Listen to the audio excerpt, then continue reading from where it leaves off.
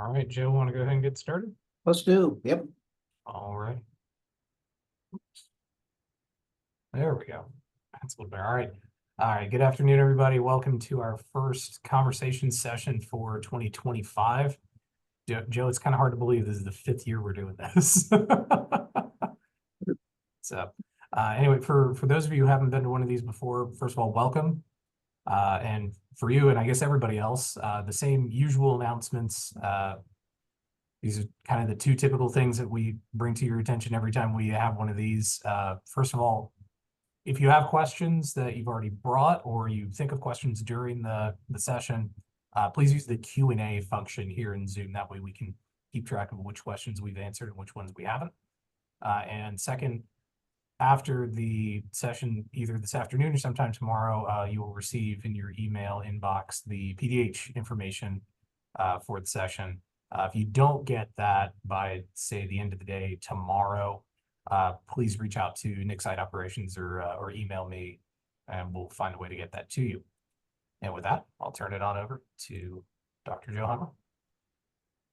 Thanks, Andy. I appreciate Andy's efforts always putting these together. And thanks for everybody for joining us today. Good to be with you. First one of 2025. Again, this series is sponsored by the Strategic Initiative Council and the Young Members Council. We appreciate their sponsorship. And speaking of sponsors, we thank all the sponsor companies for Nick Site that make really most everything we do at Nick Site possible. Really appreciate their help. Yes, today we're talking about transportation in the Triangle and air transportation with Becca Gallas. Becca's been serving as the director of NCDOT's Division of Aviation, had been doing that before taking on a new challenge as the NCDOT Division Engineer in Division 5 in December of 2024. So like six weeks on the job over there. But during her time in aviation, Becca oversaw more than 300 infrastructure projects at North Carolina's 72 public airports, directed the nationally recognized Advanced Air Mobility Program. The highlight of her aviation tenure was coordinating the state's aviation response to Helene that resulted in millions of pounds of supplies moved via aircraft, hundreds of lives saved through aerial search and rescue operations, and thousands of images captured through manned aircraft and drones.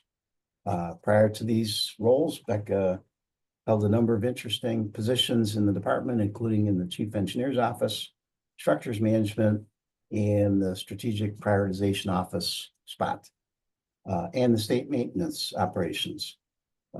Becca is also a founding member and president of Women Connect, NCDOT's women-focused employee resource group. So, Becca, thanks so much for joining us. Really appreciate it. Yeah, absolutely. Congrats on your new job. And how's it going so far? It's a great question. I think I told you earlier, the building's still standing and the roads are still there. I think it's been going well. You know, one of the things coming into this organization that's been interesting is how large it is. We have nearly 500 employees and probably even more stakeholders. So it's been interesting to see just the breadth of what we're doing here in Division 5. Sometimes when you talk to our stakeholders in Raleigh and Durham, they don't realize that we extend all the way up to the Virginia line. So a lot of what I've been doing in the last 6 weeks has been doing a lot of listening with our, I've been all the way up to Warren County Maintenance and then all the way down to our District Drive Residence Office, which is responsible for 440. So there's a lot of different voices that are all really important to delivering projects here in the Triangle. So it's been great to get out and meet people who are passionate about transportation and mobility in the Triangle. And hear all the challenges as well, because there are some pretty significant challenges that we have to face over the next several years here together in the Triangle. So it's been a lot of learning, a lot of education, but it's been fun too. There's some really great people and passionate people here. Good. Now, I've thought for a long time that Division 5 engineer is the toughest job at NCDOT. Maybe your colleague, the division engineer in 10, similar, but between 5 and 10, holy mackerel, So, I mean, nobody talked you out of the job before you knew this You know, before you took the job? yeah, that's a good question. You know, people were trying to talk me into the job, but maybe they were misselling it. No, I think, Joe, one of the reasons why I believe in being in public service and the work that we do here is I'm really passionate about impacting my community. And so I live in downtown Raleigh.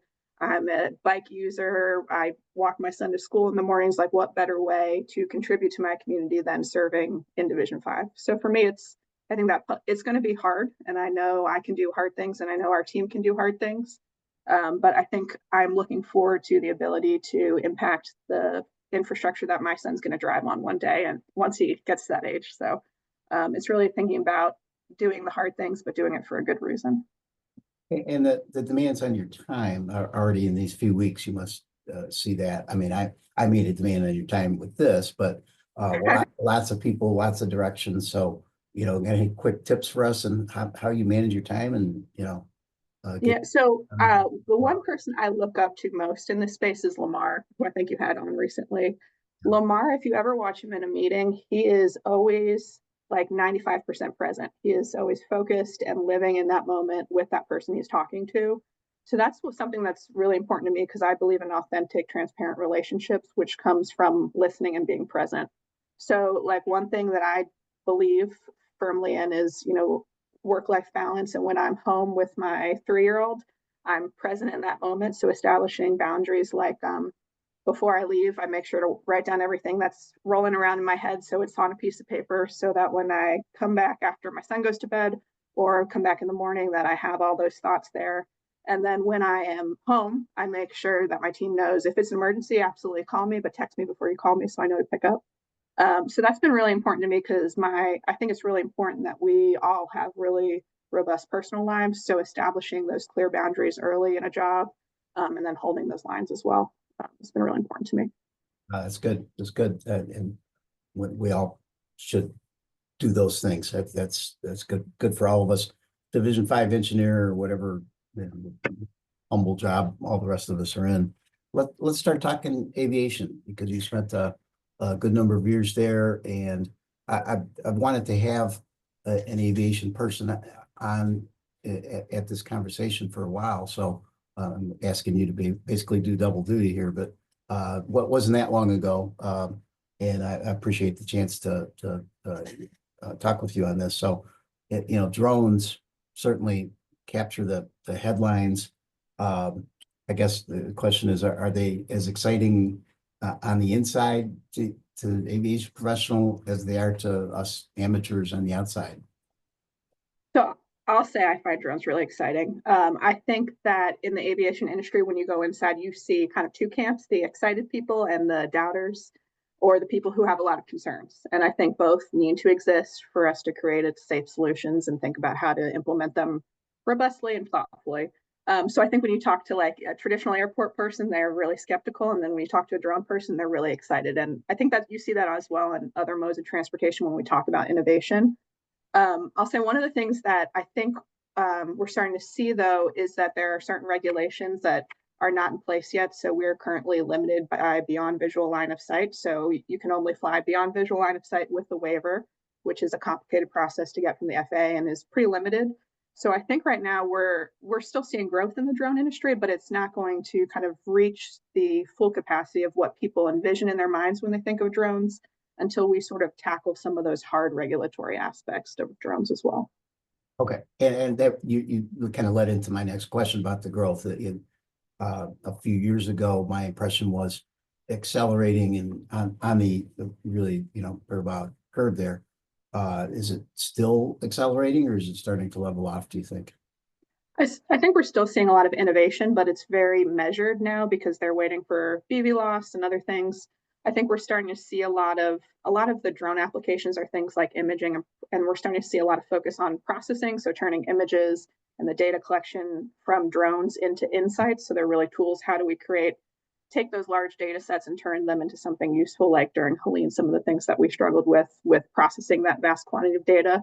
So I think we're still seeing a lot of innovation, a lot of growth, but no, we're not necessarily seeing drones dotting the sky like I think people thought of when we first heard about drones and the potential of drones. That's right. Yeah, yeah. Drones would be delivering my Amazon package every afternoon, right? That certainly has not happened. Maybe it still will, but yeah, not Yeah, yet. and there are still there have been a number of like Winston-Salem just launched Drone Up as a drone delivery service. So we're still starting to see that, but it's in very limited pockets as the FAA allows waivers for them. Okay. Okay. So any other large niches for drones that you see that we haven't mentioned yet, or we might not be aware of? Yeah, well, so since we have transportation, this is a transportation call. I think the big for transportation specifically, one of the big things that we're going to start to see more of is drone in a box technology, and that's something the department's really interested in. So the ability to put an all-weather box out on a construction site or in an area that floods frequently, and then deploy that drone from like the STOC or an emergency operations center or a construction office to do all sorts of monitoring. So I think that's one thing that we're really interested here in the department to learn more about. Another thing we're seeing a lot of is the agriculture spraying applications. So being able to fill a drone tank up with whether it be fertilizer or different vegetation management products, and then automate those flight paths over a large area. We do that currently out on Body Island, where we manage some invasive species using drones in an environmentally sensitive area. So that's another one. And then the big one that we're seeing a lot of growth in is probably drone as a first responder. So the ability to move AEDs or to support search and rescue or to support EMS in those first few minutes after an emergency happens. Drone as a first responder has really grown a lot as local governments get these tools in their hands. Yeah, that for first reaction there is that sounds like it has great potential. Get something there quicker with a good set of eyes on a situation. Yep. Yeah, awesome. A lot of the public is scared of drones, security risk, privacy risk. We all see drone crashes every once in a while. They still make the news. So what's your take on security and privacy issues? Yeah, so my most recent one that sticks in my head was the California wildfires. There was a small recreational drone that hit one of those large water tankers and resulted in that water tanker being out of service for nearly a week. So that's something, I mean, it brought me back to our Helene days. It's something that we did a lot of communication and management around airspace to ensure we didn't run into those sorts of issues. But certainly, airspace is one of the big questions, which is we have a national airspace system that's really going through a lot of pressures right now with ATC staffing levels and things like that. How do you then introduce a new aspect like drone technology and do it safely? So there's still a lot of questions there, and that's part of the, I think, slow pace towards BB loss is how are you going to manage the airspace overall when you start to see small drones as well. The one thing I will say is the FAA, as much as you'll see the FAA and criticism about them in the headlines, they are, I mean, aviation is the safest transportation mode. They are very, very safety focused. So I think the FAA will continue to proceed like they have been, which is to be skeptical of technology and lead with safety first, because that is their number one priority and they have that track record. So although we are going to see things like this, like the drone show in Florida where the drone hit the kid, or the example with the California wildfire, I think the slow trajectory that we're on towards regulation will help with that process as well and make sure that we're managing safety appropriately. Yeah, good. It's really hard to measure the good that we're not doing, and this applies to highways for sure as well, but moving too slowly and leaving things on the table. I guess I'm glad I don't have to make that decision, be in the FAA or somewhere, but to try to find that balance must be really difficult. Let's air taxis got my attention and some other people's attention a few years ago, but they seem to have stalled. At least that's my reading of it. Maybe COVID hurt a little bit, that people didn't need to be in person everywhere all the time. Webinar capabilities like we're enjoying right now. Are air taxis still a growth thing? What do you think? So So I'll say the language around air taxi was the media term people used initially, and that really drove the language around it. People were picturing the Jetsons and all those sorts of things. Joe, I'm here to tell you there's been so much growth in that sector, but it's sort of widened and refocused away from air taxis. Air taxi has the perception of people who can afford it flying over traffic. And that really does not sell the general public on the concept, and it really does not drive forward the conversation around transportation needs and how to solve them with this technology. The industry now kind of calls that umbrella of technology advanced air mobility, and that captures electric, hybrid, and alternative fuel type aircraft, and captures vertical takeoff and landing. So we tend to call them eVTOLs, electric vertical takeoff and landing aircraft. And what is interesting to the aviation industry about them is you see airports closing because of noise pollution. So electric aircraft have lower noise profiles. That's hard to say. They have smaller environmental impacts, and then they also have a much lower operating cost. Interestingly, it's much cheaper to fuel an electric aircraft versus avgas powered or jet fuel powered aircraft of a similar size.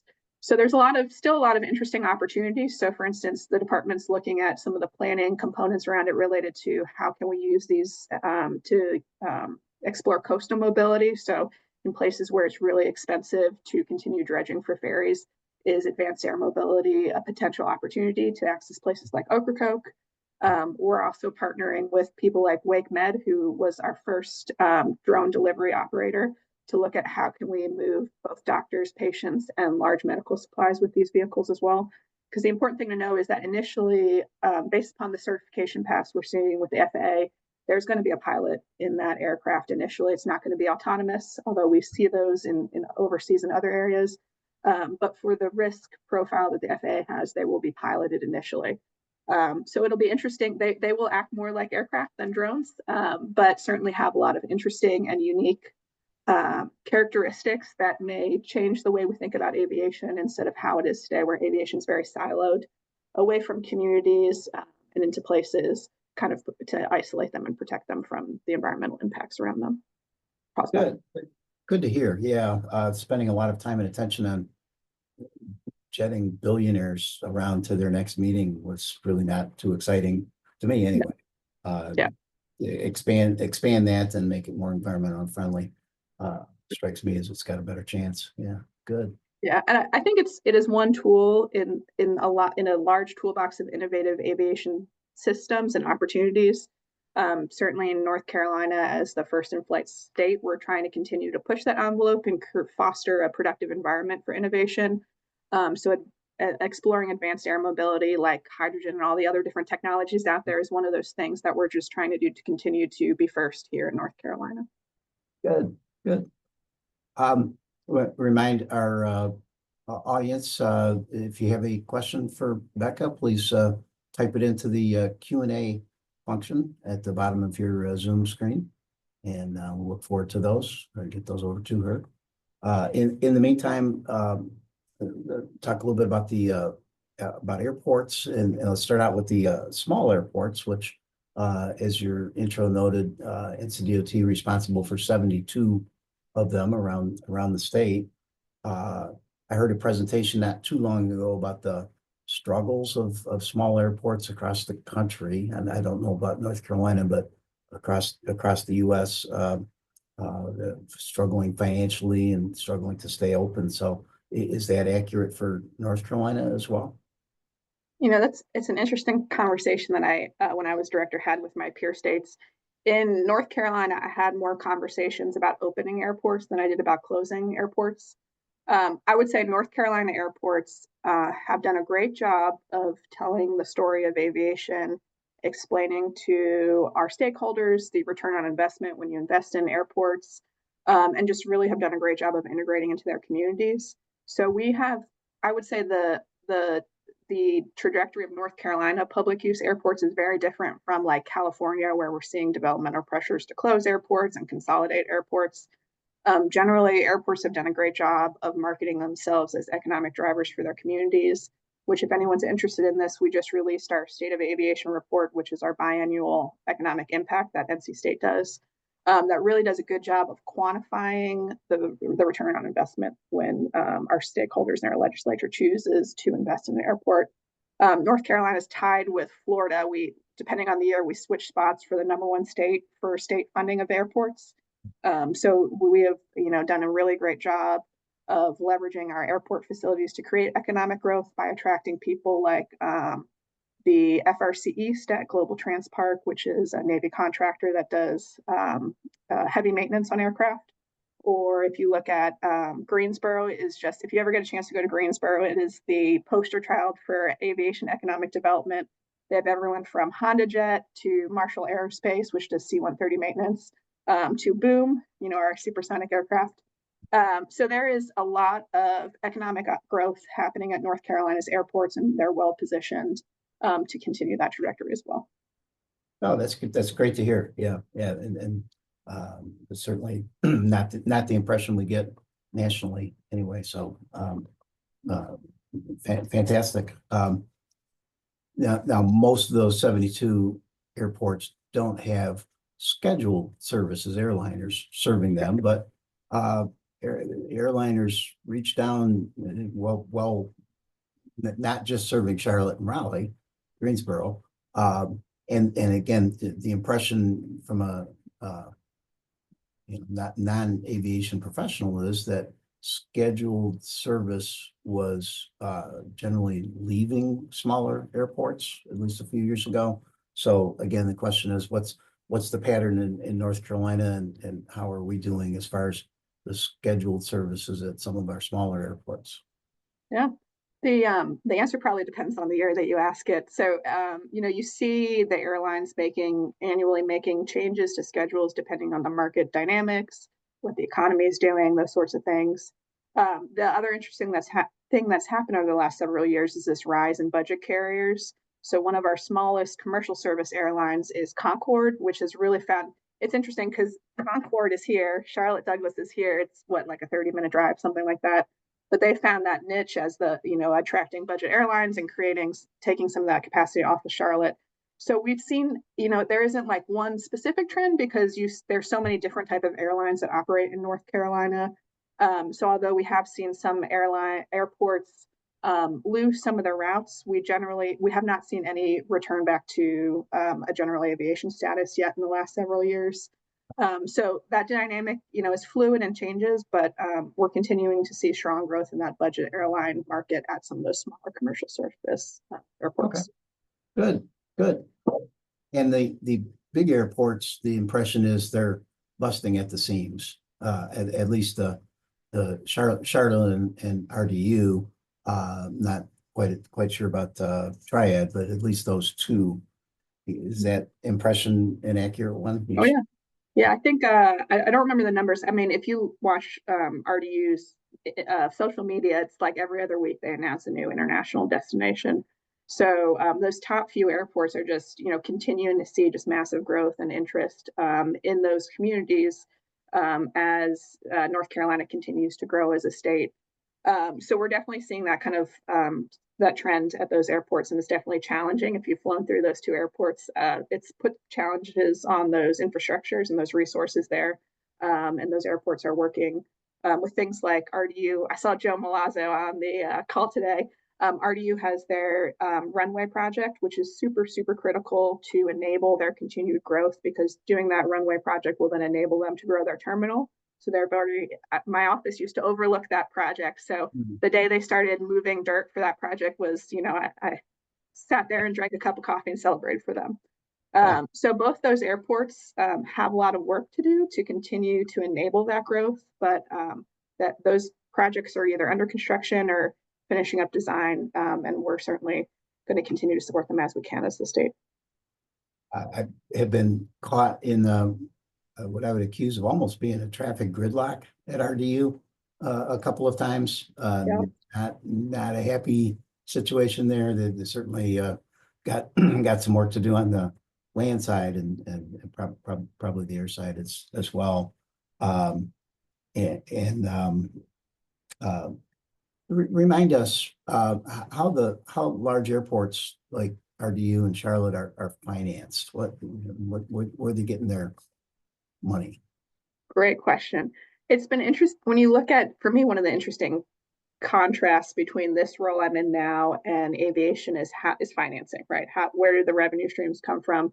On the airport side with the commercial service, it can come from anything from parking, fees, leases, off-site development of land they own, obviously grants from the state and federal government, local community funding, a lot of debt service as well at these big commercial service airports. So it's incredible. Like some of the smartest CFOs I know are CFOs of airports because it really does take being comprehensive and thoughtful and broad about how you're leveraging all the different resources at an airport in order to create a robust revenue stream there.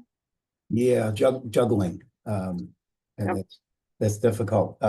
So you let off with parking, and I had heard that previously that financing a big airport, it's really an airport is a parking garage that, oh, by the way, moves some airplanes too. But and maybe that's overstated, but you started with it too. The parking is a big. I should have put a third on the list. Yeah, right. It should. So the concern there is to me is that seems like a particularly vulnerable source. If they're really relying on parking revenue and we start to get automated vehicle, wow, that could be trouble. What do you think? I think airports are really good at innovating revenue streams. So certainly, I think when that becomes something that's near term, I anticipate, they're very good at redeveloping their existing properties. You see this not just with parking garages, but Charlotte Douglas is going through that right now, where they're re-envisioning some of those key parcels adjacent to the airport to kind of create a multi-use development right there to continue to leverage additional revenues. So I am confident in those airports' ability to think innovatively about how they can repurpose those into revenue generating facilities. Or Charlotte with potential for rail service out Yep. in the future too. Yeah. Okay. Good.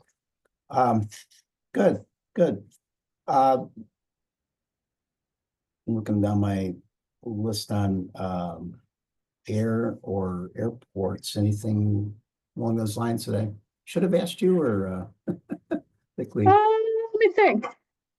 No, I think airports are fun.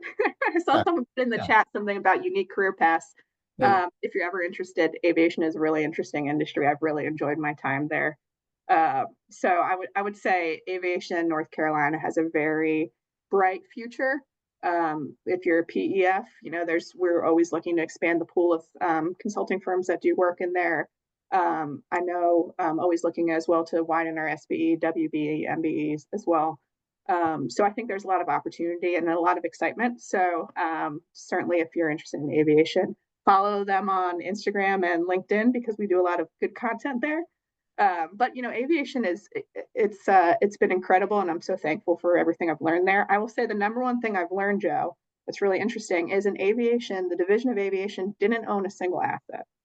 And so you have to rely on stakeholder relationships and your ability to influence, which I think is a lot of what I'm taking to Division 5 too. Like not owned infrastructure in Division of Aviation, you really have to rely on creating those relationships, understanding the community perspective and understanding what the need is and how you can talk about that to create a mutually beneficial outcome.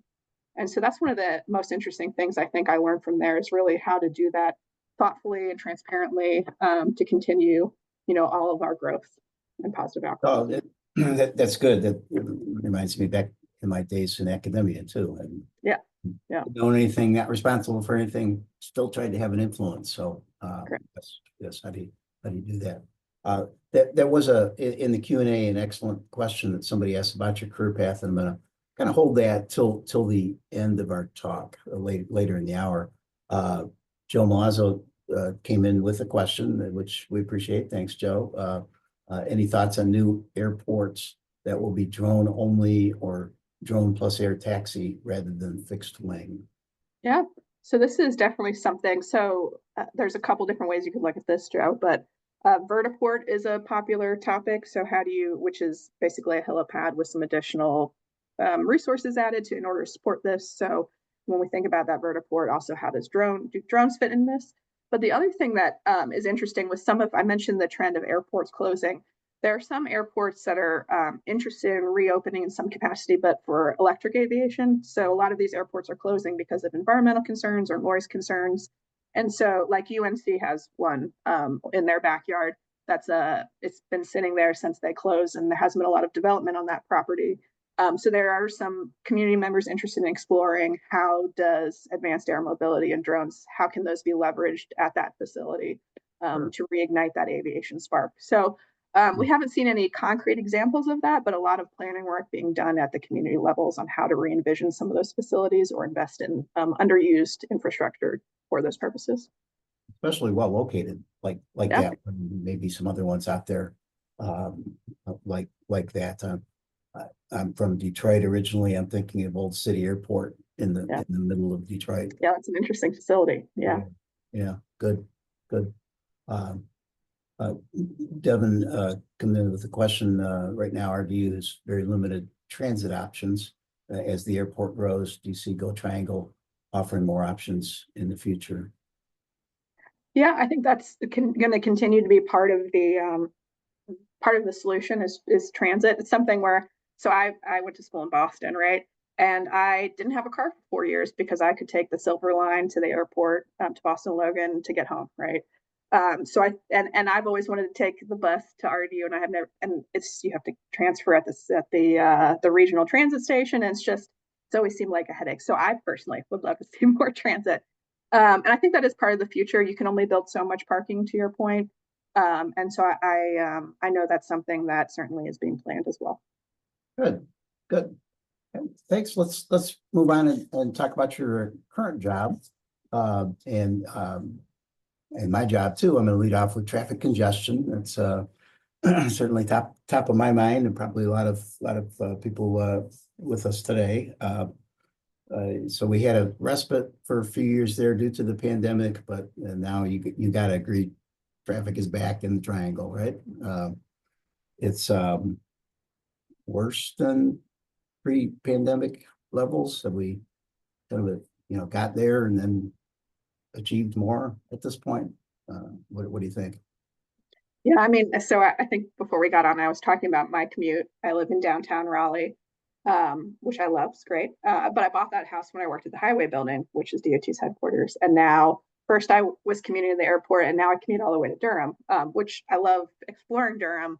But to get there, you have to sit on 885, which anyone who commutes along 885 knows. I've tried leaving at 5 a.m. I've tried leaving at 6, 7, 8. No matter what time you leave, unless it's a Saturday morning, you're going to be stuck there for 15 to 20 minutes, right? So certainly it's something that we're seeing every day is congestion, and it's part of the fabric of transportation right now. It's the reality of transportation in the triangle is congestion.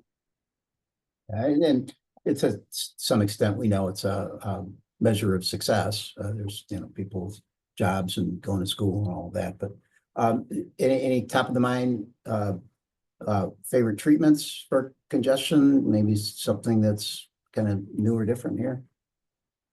So I'm not endorsing this, but I'm from the Northeast, and so one of the things that's always interesting to me, and I always spend a lot of time thinking about it, is so I'm from Delaware, Wilmington, Delaware, which is on I-95, and every time I go home to Delaware, I have to decide whether I'm going to take the I-95, the dynamic pricing lanes, the express lanes, just south of DC. And so, thinking about consumer choice and pricing and things like that.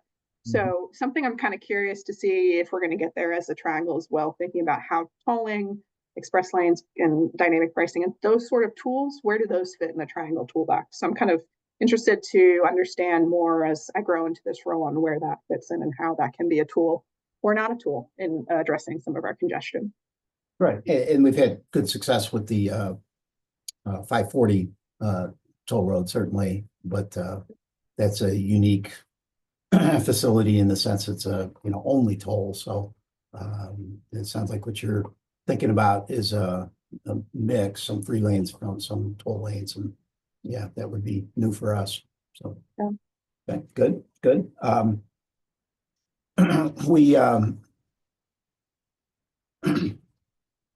phrase this correctly here, but for decades a lot of us been trained to think of congestion in terms of the old level service scale, right? A through F. If it's level service F, then it needs fixing, and we usually, I think the Green Book and such, usually aim for a D or better. Peak hours, design year. Is it time to either retire that scale or that measure, or at least move the needle a little bit? Because around here in Division 5, getting to D in the peak hour of the design year is just doesn't seem practical anymore. So what do you think of that? Yeah, I've been doing a lot of educating myself on that. And I think it came up at the DCHC, now Triangle West TPO meeting last time, was a conversation around that. It's something where certainly I think if you can never be successful on our existing level of service scale, what does success look like and how do we measure that, right? Because That's the gist of it. you're right, if the roller doesn't work, we need to think about what does success look like. And I think that's the fundamental thing I think I'm hearing when we talk to stakeholders, because we talk a little bit about congestion and we talk a lot about traffic safety and how do those two relate and what does success truly look like in both those spaces. And I feel when I talk to people, I hear frustration around both of those. So how do we make meaningful change, or how do we change how we're measuring that to have a more productive conversation as well? Yeah, good. If you come up with something, let us know, because I Absolutely. don't We'll think. certainly be looking at other areas too and seeing what folks are doing and what's working. Right. And you mentioned safety. We've got to go there. That's in recent rating of DOTs that you probably saw. The NCDOT finished second among the 50 DOTs. Great. This is a fantastic organization. And the reason we didn't finish first was safety. Especially our fatality rate is way too high, above the national average. I don't know the statistics for Division 5, but I'm sure it's up there as well. So I guess the same question, kind of a first impression here of, do you have any favorite treatments or new ideas that you've seen that you'd like to kick the tires a little bit? So I'll say I think this, and this is probably true of everyone who rises to a leadership role in a highway organization, this safety issue, I think, really hits you the first month, 2 months, 3 months in the job. Like we get that weekly notification of fatalities in your division. And that really, particularly for me, when I see like a kid involved in a fatality, I think of my son, right? So my wish for this job is that I never get desensitized to those type of things, because I think it creates apathy, right? So that's one statement. But I do think it's something where I, certainly want to understand a little bit more of the sandbox that we have to work with here at DOT and how we can be strategic about addressing those. I've been sitting in the Campo and the DCHC meetings when they've been talking about their goals and their frustration with Vision Zero, and seeing the data that Brian Murphy's group provides that's just so clearly articulates our trends versus our goals, and how they're going in opposite directions, right? And how do we create meaningful change, like what we talked about with our level of service in that space. So certainly it's something where there's a lot of work to be done, and I'm not sure if we have all the tools in our toolbox yet, but hopefully we can continue to have that conversation and build out that toolbox. Because I think we've seen, when I was at Triangle West, they were talking about there are states who are making meaningful progress towards Vision Zero and meeting their goals. And they're not necessarily the states you think of. Some of the southern states are doing a really great job of it, not typically who you think of for being successful in this space. So what are some of those tools in their toolbox that they're using to address the traffic safety issue that we're seeing on the roads here in the Triangle? Yeah, one of my frustration, I looked just across the border to Virginia, state that they were number one in the survey I'm referencing, and a state that's very much like us in so many ways, with a fatality rate that's way lower. So yes, if there's other examples out there, fantastic. But yeah, what can we beg, borrow, or steal from them? Good. I forgot to tell you, I did have a joke for this one, Joe. Not that you should joke about traffic safety. My favorite safety treatment is a roundabout. And here's my story, is that my sister's a traffic engineer, believe it or not, up north. and her master's was in roundabout, so some sort of roundabout research with trucks. And Right. I was the maid of honor at her wedding, and I gave a speech, and the first sentence was "Life is like a roundabout," and my whole speech was tying her future life goals to a roundabout metaphor. So my favorite safety treatment is, of course, a roundabout. Oh, you guys are deep in it then. All right. Yeah, yeah, I like that. that's right. Yeah, Uh, you got to have fun too. you do, you do. I go around saying I have no other hobbies. I just think about intersections all the time. Hope Yeah, you're better than that, but yeah. if Uh, I had guessed, I would have guessed that's your hobby, Joe. So got a good question from Andrew in the Q&A. The draft 26 through 35 STIP has several BRT projects in Division 5 with BRT continuing to gain momentum in the triangle. What can traffic engineers do to identify potential BRT corridors and collaborate with stakeholders to make sure the recommendations account for potential BRT implementation? a great question. This morning I was just talking with Brennan's group in the Integrated Mobility Division about kind of the same question, which is how can we continue to foster comprehensive solutions to transportation that are inclusive of BRT. So I think it's one, it's teamwork, but two, Campo has incredible documents out there about BRT. You can start to, I think most of those BRT lines are laid out there.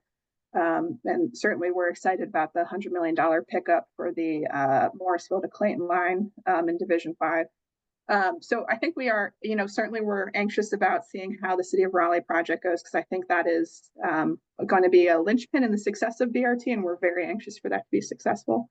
But it is exciting to see other projects in the BRT space continue to score well. So certainly consulting the MPO and PO documents, as well as the STIP to identify those projects so that we can be creating robust and comprehensive solutions when we're doing transportation planning. Yeah, good. We need the first one to work. That I agree there. But then we need to be confident that the second one will work as well, and the eighth one and the 10th one too. This is our thing. Let's go. Yeah. Yeah, that's it's gonna be different from Boston, which was rail. So Yeah. But good.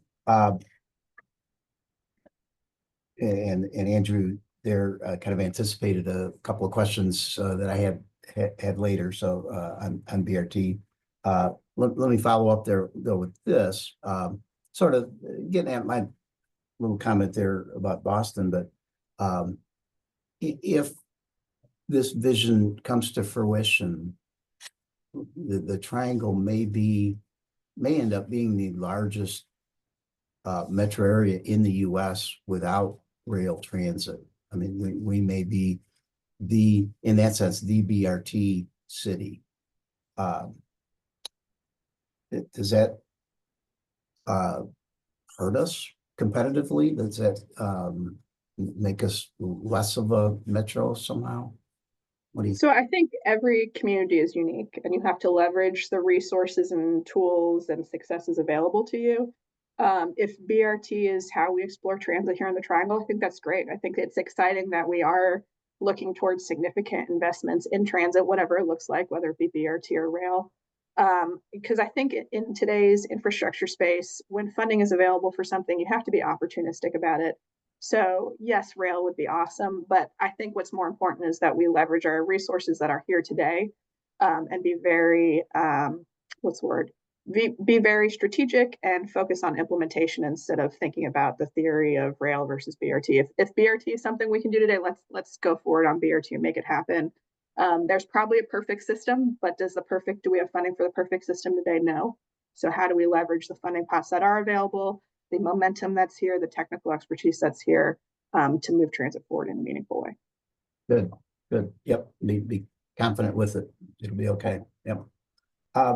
One more quick question before we move on to talk about your interesting career path and advice for our younger members. But and the question is that regarding some of the local governments around the Triangle that are famous really for opposing any road widening.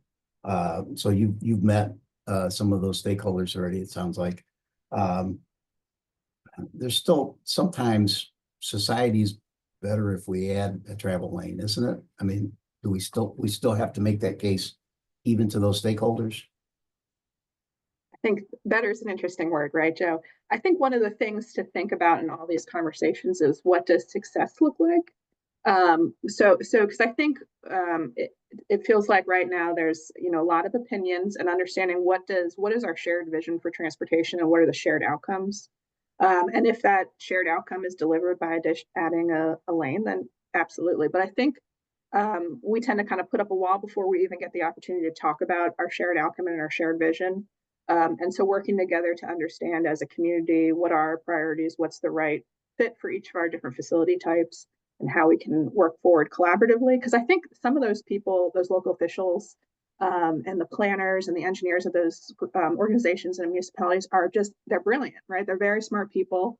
And I think that they have a point in a lot of cases. And so how do we rise to them, and how did we bring them also to understand our perspective and our needs, to create that shared vision and shared outcome, I think is really important. And so right now I'm doing a lot of listening and trying to understand kind of their perspective, and then also listening to our staff too and understanding our perspective, and seeing where those commonalities are, where we can work together in a more robust and thoughtful way. Good, good. Remind our listeners, if you have a question, we still got a few minutes left, so type it in. Good chance we'll be able to get it to Becca. Let's you're obviously an advocate for women in the transportation business, particularly in leadership. I guess, how's it going? Are you optimistic? Yeah, well, so I would say more so than advocating for women in our industry, I'm an advocate for diverse, robust solutions. And I think robust solutions takes different viewpoints and different perspectives.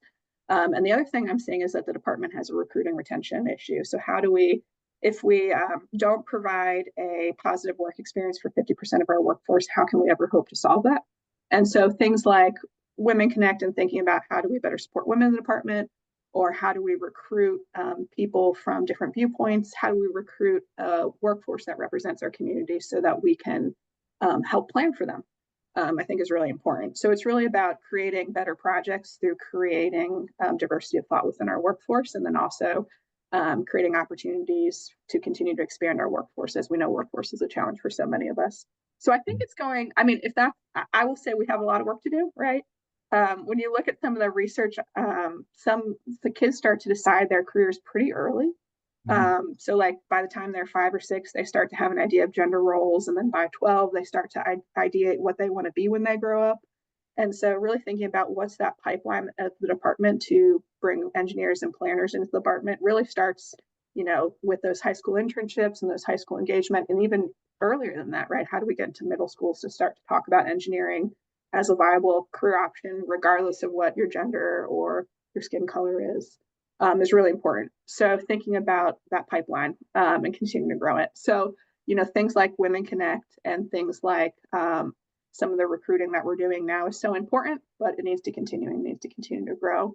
And I think it grows through some of our passionate employees who are investing their time in this as well and are committing to it with people like me and other people in the department. Tell us a little bit about Women Connect.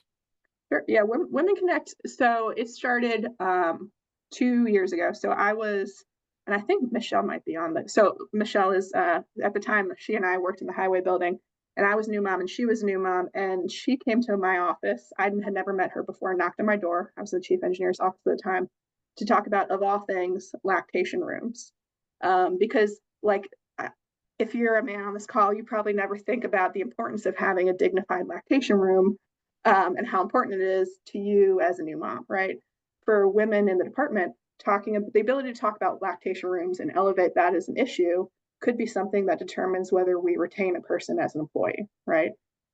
So that was kind of the spark that started Women Connect. Was we identified that there was a need to talk about lactation rooms, and I happened to know the COO at the time. So we went down his office and had a conversation about lactation rooms, and there's still a lot of work to do with that, but it opened up the door to how do we support new moms, and then how do we support women more broadly. So the goal of Women Connect is to create that space so that women can get to know other women across the department, because sometimes it can feel really isolating if you're the only woman in a field office or in a division office, but then also provide the opportunity to learn different skills like how to interview, how to do a presentation, those sorts of things. And those are also open to anybody in the department, not just women. So anybody who wants to build skills. But it really, the big thing though, is creating that sense of community so that we can retain and recruit a talented workforce here in the department. I think we are still stuck though at something like 20 to 30% of engineering students being women, civil engineering in particular. And that's when I joined the faculty decades ago, I think we were at 20-ish%.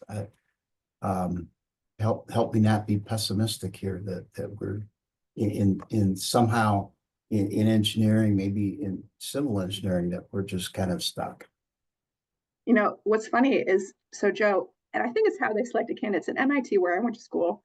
We had a 22-person class and there was one guy. So it's funny. So I don't know. I think it's, you know, sort of somewhat all the guys went to computer science, but so it's funny because I never experienced that in college. I always thought civil engineering was really woman focused because that's where I went to school, right? But going back to something I said earlier, people start to decide what they want to be very early. So how do you expose little girls to women engineers and women leaders? So organizations like WTS and all those other sorts of people who are doing incredible work through their Transportation U programs and Introduce a Girl to Engineering Day. So continuing kind of getting earlier in schools, getting people exposed to engineering as a career when they're starting to make those decisions really on in their school process. And then advice for young members, which I hope we have a number on this call. Your interest in transportation seemed like it was very early, but tell us more about that. So this kind of goes into how I ended up in the department. Believe it or not, Joe, I graduated college not being interested in transportation. Okay. So I went to college and I fell in love with geotechnical engineering. I had a professor, her name was Dr. Jen. She was a forensic geotechnical engineer, and she just dazzled me. She did all sorts of like, after a retaining wall failed in New York City, who was liable and what was the cause and that sort of stuff. And geotechnical engineering in Boston was so interesting because so much of Boston is reclaimed land that they backfilled with like 18th century trash. So anytime you do a boring, you are like uncovering the history of Boston, right? So for me, that was so cool, and I just loved geotechnical engineering. But I wasn't ready to go to grad school, and Dr. Jen, she was like, you either need to go to grad school, or she said the one thing she regretted about her career is that she never worked for a client. She had always been a professor and a consultant. And she said, so I want you to go be the client, go work for state DOT is what she told me. So that statement right there is what set me kind of on my career trajectory away from geotechnics and into transportation. And what she had me do is the most engineering thing ever, but she said, make a spreadsheet of all 50 states and their post-graduation career opportunities. So it came down to Alaska and North Carolina were the two top winners. And I was really sold on North Carolina's TEA program. I mean, if you are in, I don't know if we have any kids in college here, but the ability to get a salary and spend 18 months rotating through different disciplines, if you're not 100% sold on what you want to be when you grow up, like I wasn't, I mean, you can't, that is invaluable experience. That really helped me understand what I wanted to do. Because at the end of the day, school, you spend a lot of time doing homework, you spend a lot of time in classes. That is not at all what civil engineering in the real world is like. And so that TEA program was super, super invaluable for me understanding what I wanted to be when I grew up. So it really brought that practical part that I really felt like I was thirsting for when I was leaving college. So that's really what started me. I went on the TEA program. I did not love geotechnical and DOT. It was just very different. You know, it wasn't Boston soil, so very different experience. And I interestingly fell in love with maintenance.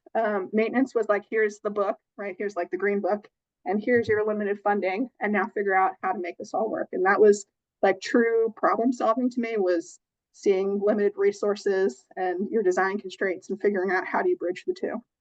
And so that's how I got interested in transportation. So not the traditional career path, I think you'd say, but it's been great and I haven't regretted it. So I love transportation now.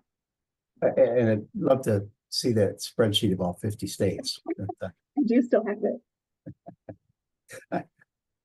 Yeah, that would be cool. I chose North Carolina, not NCDOT, but North Carolina for probably pretty similar reasons. I'll bet others on the call did as well here. It's great opportunity, a terrific DOT in a state that's big enough to have problems, but also have money somewhat available to help solve those problems. So Yeah. that's that. Yeah, yeah.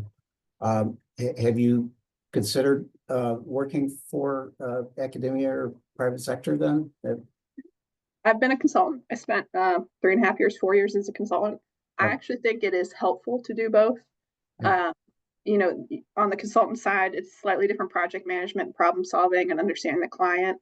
And Yeah. having seen both experiences, I think has been very helpful for me now managing kind of the whole picture. I will say for people who are in the private sector and thinking about public service, it is incredible to have the opportunity to make some of the decisions and kind of you're not really in the weeds as much as you are as a consultant with the day-to-day design, but you're kind of making some of the big decisions and steering some of those projects that are and providing really critical oversight that I think is really, for me, I like feeling helpful and I like feeling like I'm doing something positive. And I think public service for me is that. Good. Yep. Yep. I echo that as well. And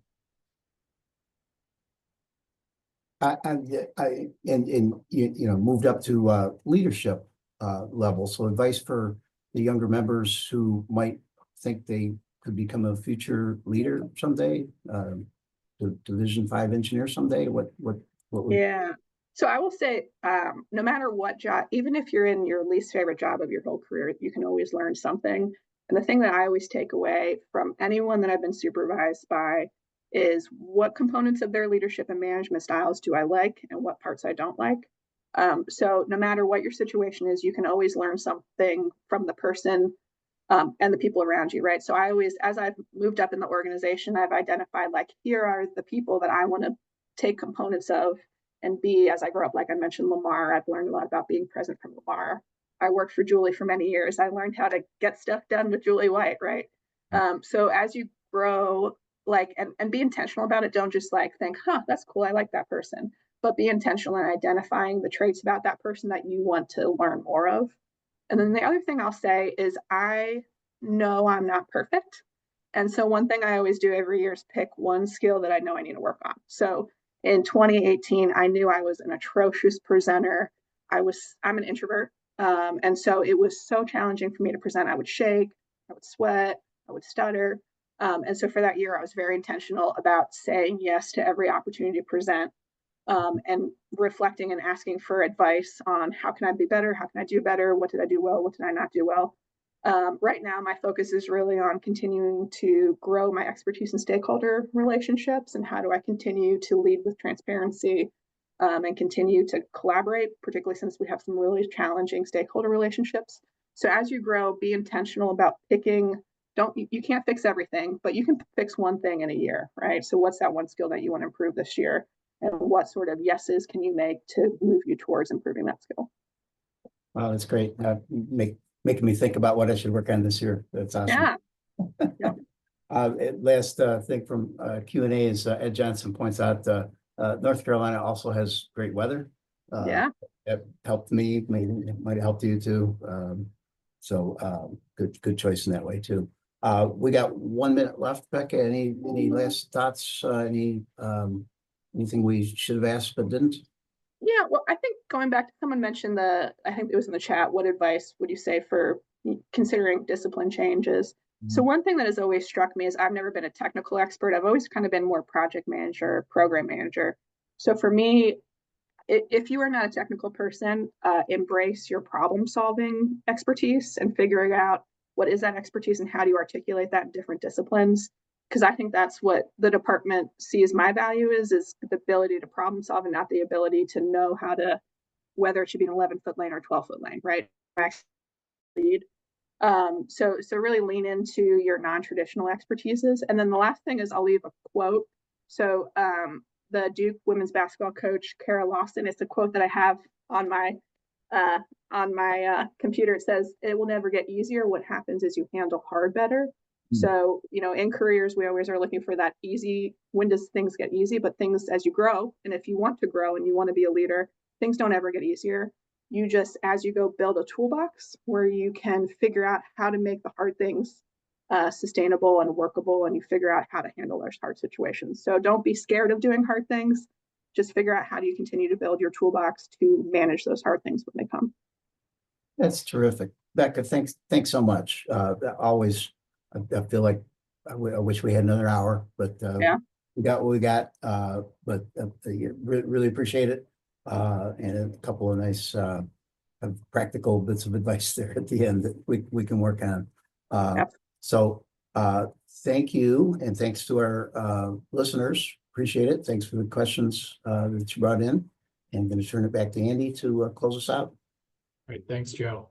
Again, thanks everybody for attending, and we'll get you those PDH forms here pretty soon. All right, thanks everybody. We'll have another one of these in April. Take care, y'all. Thank you.